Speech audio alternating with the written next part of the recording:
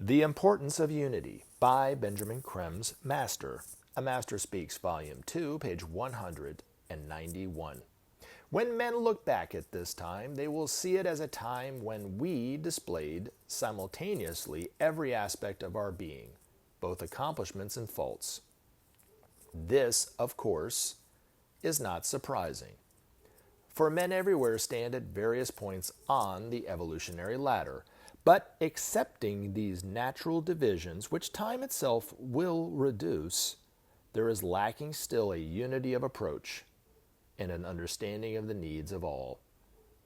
Why should this be so? For long ages, the teachings of successive religions and the eminence of powerful individuals sustained a certain unity of thought in evolving humanity.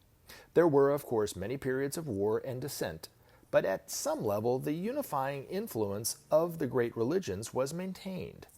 Today, individuality is so potent, so valued and rewarded, that despite its manifold achievements, this precious individuality has become man's greatest danger. Unity, in any real sense, is all but vanquished, even, or perhaps especially, in the religious field. Few there are who see instinctively, as a matter of course, the essential needs of all men.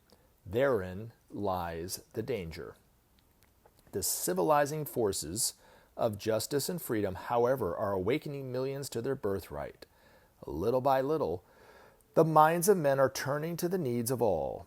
This naturally runs counter to the rousing call of individuality. Hence the present extraordinary tension and chaotic conditions in the world. The problems, political and economic, are basically of a spiritual nature, but can be solved only in the political and economic fields. Unity must be sought and manifested. Otherwise, the strands imposed by the present conditions would drive men to the most dangerous actions.